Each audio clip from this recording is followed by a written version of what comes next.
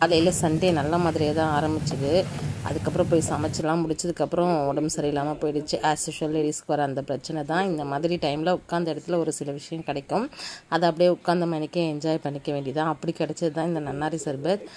குடிச்சு முடிச்சுட்டு இதுதான் மார்னிங் வந்து சாரீ கட்டினதுக்கப்புறம் ஒரு மாதிரி இருக்குது மூஞ்சி. வீட்டில் இருக்கும்போது இப்படி தான் இருக்கும். எப்படியும் பார்க்க பழகிக்கணும்ல, அதனால தான் தைரியமாக இன்றைக்கி எடுத்து வீடியோவாக போட்டுட்டேன்.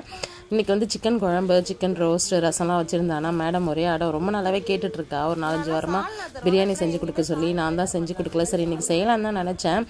உடம்பு முடியாமல் போயிடுச்சு, அதனால் செய்யலை. அப்புறம் அவங்க மாமா கிட்டே கேட்டால் அவன் தான் வாங்கிட்டு வந்து கொடுத்துருந்தான். சிக்கன் பிரியாணி தான் வாங்கிட்டு வந்திருந்தான். ஆனியன் ரைத்தா, தக்காளி தொக்கு இதெல்லாமே இருந்தது. பிரியாணி வந்து 3:30 மணிக்கு மேலே தான் வாங்கிட்டு வந்திருந்தான். ஆனாலுமே சூடாகவே இருந்தது. அது கூட வந்து லெக் பீஸு, ஒரு பீஸு, முட்டை எல்லாமே வச்சுருந்தாங்க. 120 ரூபாய்க்கு ஒர்த்தான்னு சொல்லுங்கள். நல்லா இருந்தது. ஸோ வச்சுன்னு பார்த்தோன்னே செம ஹாப்பி ஆகிட்டா. அப்படியே லெக் பீஸோட கொஞ்சம் எடுத்து வச்சுட்டு உட்காந்துக்கிட்டா. அவளும் பெரியவளும் ஷேர் பண்ணி சாப்பிட்ருந்தாங்க. நான் சும்மா 2 வா மட்டும் சாப்பிட்ருந்தேன். உடம்பு ஒன்றும் செட் ஆகலைல்ல, அதனால சாப்பிட வேண்டாம் அப்படின்னு சொல்லிட்டு ரசமும் சிக்கன் ரோஸ்ட் கொஞ்சம் வச்சு இன்றைக்கி மதியம் லஞ்சு முடிச்சிருந்தேன். காலையில் சமைச்சிட்டு வந்து படுத்தவ தான். அப்படியே தான் டீயும் உட்காந்த இடத்துலேயும் தான் வந்துருந்தது. இந்த மாதிரி டைமில் தான் இதெல்லாம் நடக்கும். அப்போ அதை நம்ம என்ஜாய் பண்ணிக்கலாம் அப்படின்னு சொல்லிட்டு அதையுமே போஸ்ட் பண்ணியிருந்தேன். என்ன தான் ஒரு உடம்பு முடியலனாலும் இது வந்து ஒரு மிக்ஸ்டு எமோஷனலாக இருக்கும். ஒரு ரோலர் கோஸ்ட்டுன்னு சொல்லுவாங்கள்ல, கண்டிப்பாக இந்த மாதிரி டைமில் மென்டலி ஃபிசிக்கலி அப்படி தான் இருக்கும்.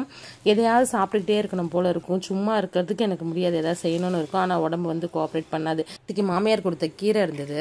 அப்புறம் கேவரு வாங்கிட்டு வந்திருந்தேன்ல 3 நாள் முன்னாடி, அதையுமே க்ளீன் பண்ணி அரைச்சி கொடுத்துருந்தாங்க. சரி அடை சுட்டு சாப்பிட்டுடலான்ட்டு எல்லாத்தையும் எடுத்துகிட்டு ஒரு ஜாரில் வந்து கொஞ்சோண்டு பூண்டு, பெருஞ்சீரகம், காஞ்ச மிளகாய் அது நல்லா நைஸாக அரைகிறதுக்கு அரிசி மாவு ஒரு 2 ஸ்பூன் போட்டு நல்லா அரைச்சி ஒரு பாத்திரத்தில் பச்சை மிளகா, வெங்காயம் கட் பண்ணி போட்டுட்டு கீரை இருந்தது அதை போட்டுட்டு உப்பு போட்டுக்கிட்டேன். ஃப்ரெஷ்ஷாக அரைச்சிட்டு கொடுத்த நம்மளோட கேவரு மாவையும் சேர்த்துக்கிட்டேன். கேழ்வரகு மாவு அப்படின்னு சொல்லுவாங்க, ராகி மாவுன்னு சொல்லுவாங்க. கேவருன்னு தான் நாங்கள் எங்கள் பாஷையில் சொல்லுவோம். தண்ணி திட்டமாக தெளித்து மாவை நல்லா கொஞ்சம் கட்டியாக பிசைஞ்சிக்கலாம். ரொம்ப கட்டியாக வேண்டாம், ரொம்ப தண்ணியாகவும் வேண்டாம், திட்டமான பதத்தில் பிசைஞ்சிக்கலாம். அப்படி தான் நான் பிசைஞ்சிக்கிட்டேன். எங்கள் வீட்டில், அதாவது எங்கள் அம்மா வீட்டில் என் அப்பாவுக்கும் சரி எல்லாருக்குமே நான் செய்கிற இந்த அடைனா ரொம்ப பிடிக்கும். எங்கள் அம்மாவுக்குமே பிடிக்கும். மாவெல்லாம் ரெடி பண்ணி கொடுத்துட்டு நீ தட்டி எடு அப்படின்னு சொல்லுவாங்க. நான் கொஞ்சம் மெலிசாக தட்டி எடுப்பேன் அப்படின்னு சொல்லுவாங்க. அம்மா செஞ்சால் கொஞ்சம் தடியாக இருக்கும். அப்போவுமே நான் தட்டி கொடுக்குறது வந்து விரும்பி சாப்பிடுவாங்க. நான் வந்து துணி வச்சு தட்டுவேன். இப்போ கொஞ்சம் எக்ஸ்பீரியன்ஸ் ஆனதுனால அப்படியே கையிலே தட்ட ஆரம்பிச்சிட்டேன். எண்ணெய் ஊற்றிட்டு நமக்கு எவ்வளோ மாவு, எவ்வளோ அடை சைஸ் வேணுமோ அதுக்கேற்ற மாதிரி மாவு எடுத்து நல்லா உருண்டையாக எடுத்துட்டு அப்படியே கல்லில் போட்டு தட்ட வேண்டியதுதான். நம்ம கையில் ஒட்டாமல் இருக்க ஒரு பாத்திரத்தில் தண்ணி வச்சுட்டு அதை தொட்டு தட்டினோன்னா கையில் ஒட்டாமல் நல்லாவே வரும். அது அப்படியே நல்லா அழகாக மெலிசாக உங்களுக்கு எந்த மொத்தத்துக்கு வேணுமோ அதை தட்டி எடுத்துக்கலாம். நான் ரொம்ப மெலிசாக தட்டி கொடுப்பேன். ஆனால் எனக்கு வந்து அடை கொஞ்சம் சாஃப்டாக இருக்கணும்னா மெத்தையாக இருந்தால் தான் பிடிக்கும். நான் சாப்பிடும்போது கொஞ்சம் தடியாகவே தட்டிப்பேன். இது மேலே இன்னும் கொஞ்சம் கூட எண்ணெய் தெளிச்சிட்டு அப்படியே கொஞ்சம் மூடி வச்சுக்கலாம். ஃபஸ்ட்டு சிங்கிள் மட்டும் மூடி வச்சுக்கோங்க, ஏன்னா அது அப்போ தான் வெந்து வரும். இந்த மாதிரி டைமில் கீரை எல்லாமே எடுத்துக்கிறது ரொம்ப நல்லதில்லை. சமைச்சு ஏதாவது சாப்பிட்டுக்கிட்டே இருக்கணும் போல் இருக்கும். ஆனால் எழுந்திருக்கிறதுக்கு மனசே வராது. அந்த மாதிரி ஒரு மைண்ட் செட் தான். இன்றைக்கே இப்படி நாளைக்கு எப்படி இருக்க போதோ, என்ன பாடுபடுத்த போதோ தெரில. அதை நினச்சாலே இப்போவே கொஞ்சம் கவலையாக தான் இருக்குது.